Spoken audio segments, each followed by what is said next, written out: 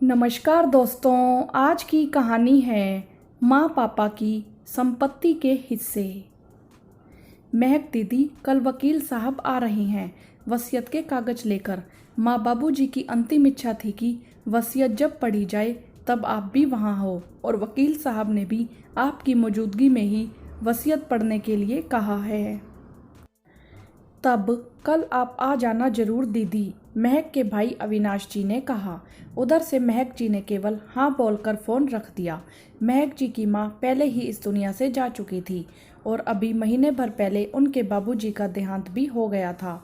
माँ बाबूजी हमेशा बोलते थे कि मेरी संपत्ति में मेरी बेटी का भी बराबर हक होगा।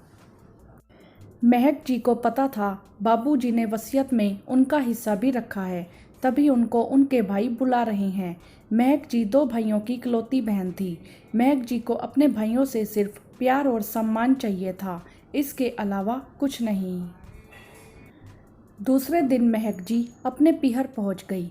महक जी जब कार से उतरी, उन्होंने एक भारी भरकम सूटकेस भी कार से उतारा। उस सूटकेस को देखकर महक जी की बड़ी भाभी जो छत पर खड़ी थी, महक जी को आते हुए देख रही थी। जल्दी से भाग कर जाती है अपनी देवरानी के पास और बोलती है, देखो निर्मला, हम दोनों पतियों की आंखों से आज पट्टी खुलेगी। अपनी बहन के निस्वार्थ प्यार की जो बोलते रहते हैं कि उनकी बहन अपना हिस्सा कभी नहीं लेगी, अपने भाइयों के लिए सब कुछ छोड़ देगी, क्योंकि उनकी बहन तो पहले से ही पैसे वाली है। और उस बहन को देखो, जैसे ही वसीयत पढ़ने की तैयारी शुरू हुई, अपना बसेरा करने आ गई। आज तक कभी इतना बड़ा सूटकेस नहीं देखा मैंने तो दीदी के साथ, और आज जैसे यहाँ पर रहने के लिए आई हो हमेशा, वैसे आई है। दोनों देवरानी जेठानी बातें कर रही थी, तभी अविनाश जी आवाज़ लगाते हैं कि अरे बातें बाद में करना, दीदी आई है, पहले चाय बनाओ। दोनों बेमन से पैर छूकर चाय बनाने चली गई। अविनाश जी और उनके छोटे भाई के मन में भी दीदी के साथ आया यह सूटकेस हलचल पैदा कर रहा था। कहीं उनकी दीदी के मन में वसीयत का लालच तो नहीं आ गया? दीदी इस मकान पर अपना हक जमाने तो नहीं आ गई हैं? महक जी अपने भाइयों से बोलती है कि मैं थोड़ी देर घर की दूसरी मंजिल पर जाना चाहती हूँ, जहाँ माँ बाबूजी का कमरा था।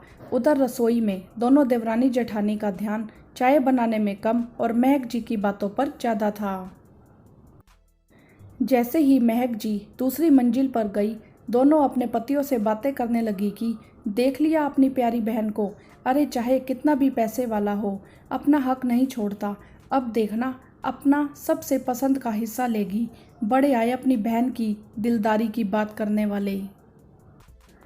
तुम्हारी बहन को कोई फ़र्क नहीं पड़ता कि उनके भाई कम पैसे वाले हैं, तो मैं तो अपना हिस्सा ना लूँ, कम से कम अपने भाइयों की मदद करूँ। पर नहीं, आ गई महारानी जी अपना हिस्सा लेने। एक फ़ोन करते ही उधर महक जी अपने माँ बाबूजी की बनाई उस हवेली को जी भरकर निहार रही थी। अपने बचपन के उन प्यार भरे किस्सों को याद कर रही थी। अपने भाइयों के साथ बीता हुआ पूरा बचपन महक जी की आंखों में कैद हो गया था। महक जी घूमते घूमते झूले के पास आ जाती है। यह झूला उनके घर का दिल था। तीनों भाई बहन अपनी माँ के साथ झूले पर कितनी मस्ती करते थे। माँ से बालों में मालिश करवाना हो, खाना खाना हो, या दूध के गिलास से बचने के लिए झूले के चारों तरफ चक्कर लगाना हो, तीनों भाई बहन का झूले पर बैठकर खेलना सब महक जी को जैसे कल की बातें लग रही थी। ऐसे सोचते सोचते महक जी झूले पर आकर बैठ जाती है। तभी उनके भाई और भाभी भी आ जाते हैं चाय लेकर। महक जी बोलती हैं, भैया झूले पर बैठो, अपने पुराने दिनों को याद करते हैं। और तीनों भाई बहन झूले पर बैठते हैं। सचमुच में महक जी को वह पुराना सुकून मिल गया था। तभी वकील साहब आ जाते हैं और वसीयतनामा पढ़ते हैं। उसमें तीनों भाई बहनों के बीच संपत्ति का बराबर बंटवारा होता है। महक जी बोलती हैं, भैया मुझको तो यह झूले के पास वाली दीवार दे दो। महक जी के भाई थोड़े अचंभित हो जाते हैं कि एक दीवार लेकर दीदी क्या करेगी। महक जी अपना सूटकेस मंगवाती हैं और उसको खोलती हैं।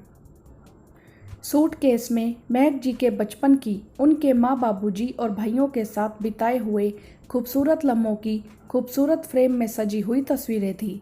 महक जी उन तस्वीरों को झूले के सामने वाली दीवार पर लगा देती हैं। महक जी के भाई और भाभी दोनों भावुक हो जाते हैं। उन तस्वीरों में हंसता मुस्कुराता हुआ एक अटूट बंधन में बंधा हुआ परिवार था, जिसमें उनकी जिंदगी के वह सब पल थे जो उन्होंने साथ में बिताए थे। कुछ भावुक पल, कुछ शरारती पल, कुछ महक जी के विदाई के पल, कुछ राखी के पल, कुछ माँ बाबूजी के साथ बिताए हुए पल, जिसके प्यार को कोई भी संपत्ति का कागज दूर नहीं कर सकता था। महक जी बोलती हैं, आप जब भी झूले पर बैठोगे भैया, आपको हमारी यह मधुर स्मृतियाँ हमेशा हमारे बीच हमारे पावन स्नेह को याद दिलाती रहेंगी।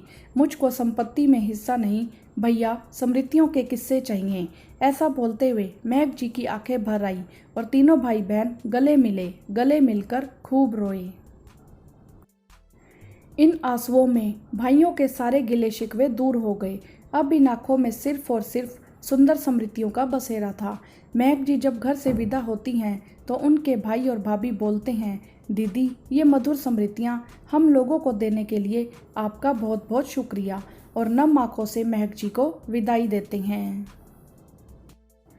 और बोलते हैं, हमेशा इन यादों को ताज़ा करने के लिए आती रहना दीदी। बेटियों को अपने मायके से सिर्फ मीठी और मधुर यादें ही चाहिए। मैं अपने आप को मधुर स्मृतियों में सजाए हुए रखना चाहती हूँ, बस और मुझे कुछ नहीं चाहिए। वीडियो को लाइक करें, शेयर करें और चैनल को सब्सक्राइब भी करें। धन्यवाद।